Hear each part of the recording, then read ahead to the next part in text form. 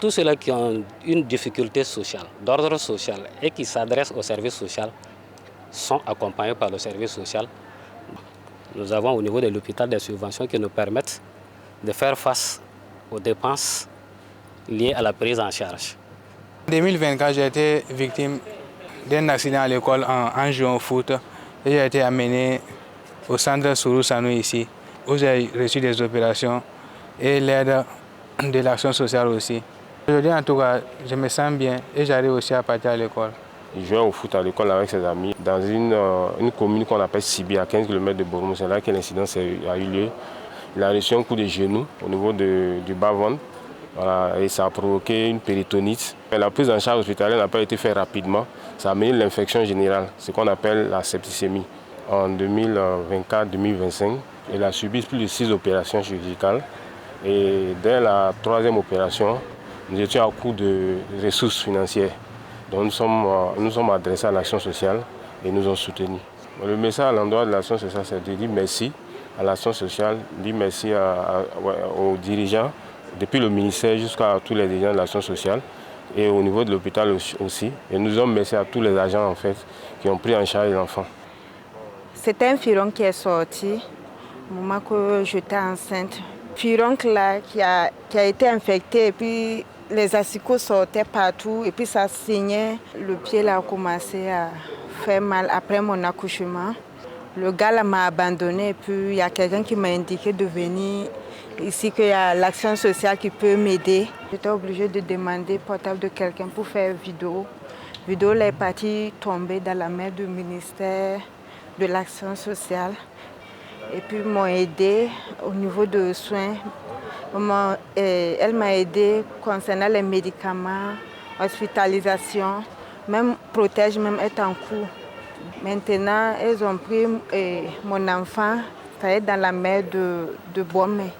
Chaque mois, on me donne un sac de riz, savon, Citec, farine, huile.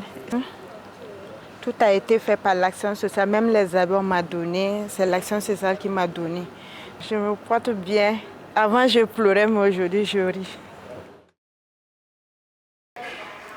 La pouponnière d'Inkanou, en Djoula, qui signifie amour de l'enfant, est une structure créée le 8 mars 1997 par les sœurs de l'Annonciation de Bobo dans leur mission d'accompagnement des femmes quant à leur désarroi dans la prise en charge des bébés après la mort prématurée de leur mère. À ceci s'ajoutent de plus en plus de nos jours les enfants abandonnés et tout autre cas vulnérable. Situé au secteur 25 de la ville de Bobo-Dioulasso, Dinkanou accueille pour une durée de 2 à 3 ans les enfants en détresse qui sont les orphelins de mère, les bébés abandonnés, les enfants dont les mamans souffrent de déficiences mentales ou de maladies physiques graves, les enfants en danger sans distinction aucune.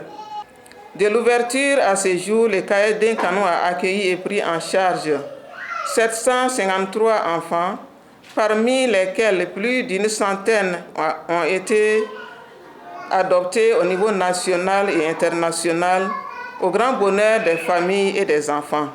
Le cahier Dinkanou vit essentiellement de dons de divers ordres. Elle est soutenue par les services déconcentrés du ministère de la Famille et de la Solidarité, ainsi que plusieurs autres structures étatiques ou privées. Nous exprimons ici notre profonde gratitude à toutes les personnes de bonne volonté qui soutiennent les enfants à travers cette structure afin d'améliorer leurs conditions de vie. Un sincère merci au ministère de la Famille et de la Solidarité qui, à travers ses agents, travaille avec nos jours et nuits pour l'intérêt supérieur des enfants. J'étais victime à un mariage forcé et puis je suis venue ici en novembre 2025. Je suis ici, on s'occupe bien de moi et je vais bien, très bien aussi. J'étais tombée dans la pièce des hommes. Ça veut dire que je suis tombée enceinte. Et avec l'interdiction de la famille, j'ai quitté la famille. C'est pourquoi j'ai rejoint Havre du Bon Pasteur. Le Havre du Bon Pasteur est une structure d'accueil qui a été mise en place depuis février 2012 à Bobo-Dioulasso.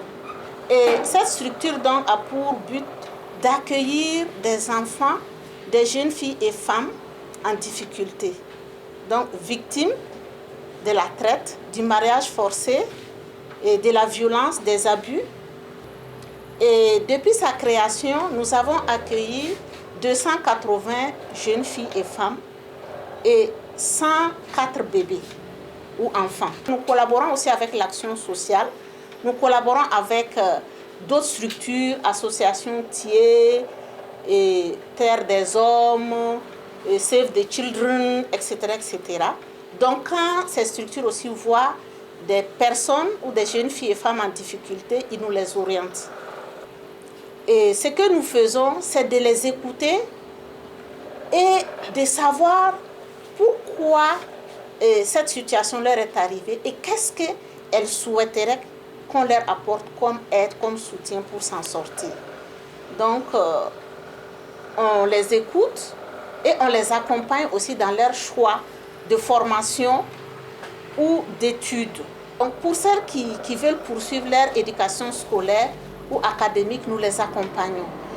Et pour celles qui veulent faire des formations spécifiques, alors nous les orientons dans ces formations spécifiques. Ça peut être la coiffure, la couture, la formation en cuisine ou en pâtisserie et autres. Ce qui m'a amené ici est que moi j'étais au village à Ziaré. En ce moment, je faisais la première. Avec les problèmes familiaux, je me suis allée confier à un homme. En ce moment, le monsieur même était marié. Dans ça, il m'a enceinté. Il m'a amené ici. Arrivé ici, les soeurs m'ont accueilli.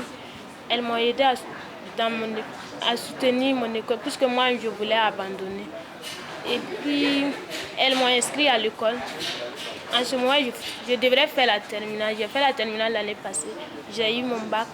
Et de nos jours, je fais la première année à l'université en sociologie. L'enfant va bien. En ce moment même, il est à la crèche. En tout cas, moi, je ne compte pas retourner au village. Je veux que si je finis mes études ici, Dieu me donne un travail. Je vais travailler pour moi.